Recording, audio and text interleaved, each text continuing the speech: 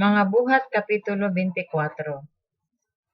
Tapos sa 5 ka adlaw, ang Pangulong Pari nga si Ananias miadto sa Cesarea uban sa pipila ka mga kadagkuan ug sa usa ka abogado nga ginganlag Tertulo.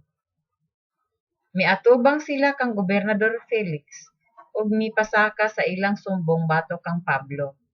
Gipatawag si Pablo sa gobernador ug sa diha na siya, si Tertulo miingon, "Halangdong Felix, ang imong maalamong pagpangulo nakahatag kanamo og kalinaw sulod sa taas nga panahon ug daghang mga kausaban ang imong nahimo alang sa kaayuhan niining nasura. Sa tanang dapit ug sa tanang panahon, gikalipay namo kini pag-ayo ug mapasalamaton kaayo kami kanimo. Dili ako buot mag-usik sa imong panahon. Busa, naghangyo ako nga imong pamation kining mubo na namong isulti. Nakit-an namo nga kining tawhana samukan kaayo ug tigpa ugdag mga kagubot sa mga Hudiyo sa tibuok kalibutan ug siya ang pangulo sa pundok sa mga Nazareno. Misulay gani siya sa pagpasipala sa templo apan amo siyang gidakop. Kung sukit-sukiton mo kining tawhana, masayran mo ang tanan mahitungod sa among sumbong batok kaniya. Ang mga Hudiyo midason sa sumbong ug miingon nga kining tanan pulos tinuod. Unya, ang gobernador misinyas kang Pablo sa pagsulti ug si Pablo miingon, "Nasayod ako nga ikaw maoy maghuhukom niining nasura sulod sa daghang mga tuig. Busa, gikalipay ko ang pagpanalipod sa akong kaugalingon dinhi sa imong atubangan. Kung imong susihon, masuta mo nga wala pay 12 ka adlaw sukad sa akong pag-adto sa Jerusalem aron pagsimba.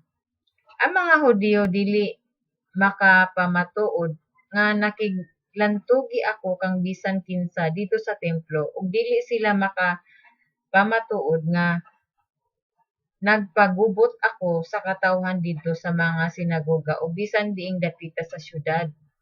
Ug wala usab sila'y ikapakitang prueba sa mga sumbong nga ila karong gipasaka batok kanako. Hinuon, ang kunon ko dinhi sa imong atubangan nga nagsimba ako sa Dios sa among mga katigulangan pinaagi sa pagsunod sa dalan nga ilang giingon nga baka kuno. Nagtuo usab ako sa tanang butang nga nasulat sa balaod ni Moises ug sa mga basahon nga gisulat sa mga propeta. Sama kanila, naglaom ako sa Dios nga iyang banhawon ang tanang mga patay, maayo ug daotan.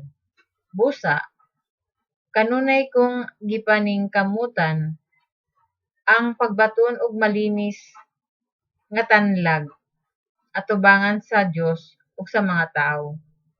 Human sa pipila ka tuig nga nahilayo ako sa Jerusalem, nibalik ako didto aron sa paghatod sa mga hinabang alang sa akong mga kaigsuonang Hudiyo ug aron sa paghalad. Hikaplagan ako nila nga naghalad dito sa templo tapos ko mabuhat ang seremonya sa pagpanghinlo. Wala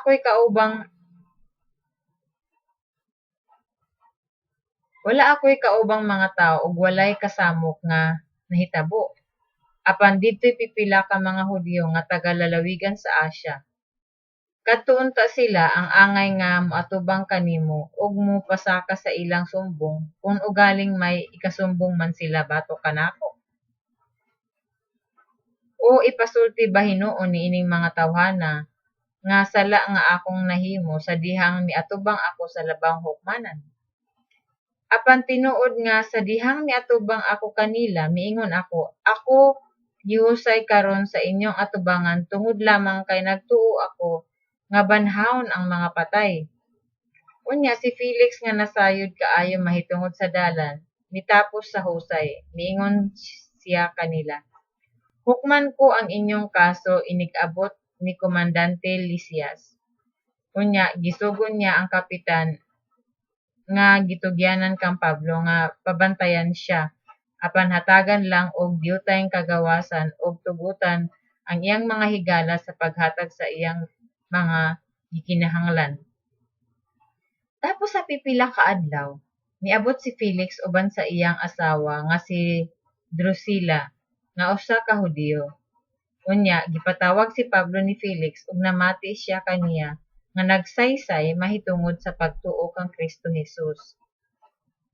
Apan sa paghisgot ni Pablo mahitungod sa kinabuhing matarong, sa pagpugong sa kaugalingon ug sa umaabot nga adlaw sa paghukom, nakuyawan si Felix ug miingon, "Makalakaw ka na, ipatawag ko raon nga ikaw kung may higayon ako." Apan ang tinuod mao nga nagpaabot siya nga subornohan ni Pablo busa makadaghan niya ipatawag siya aron makighinabi kaniya. Apan sa duha ka tuig, gipulihan si Felix ni Porcio Festo ingon nga gobernador. Buot si Felix magpahimuot sa Hudiyo busa wala niya buhii si Pablo.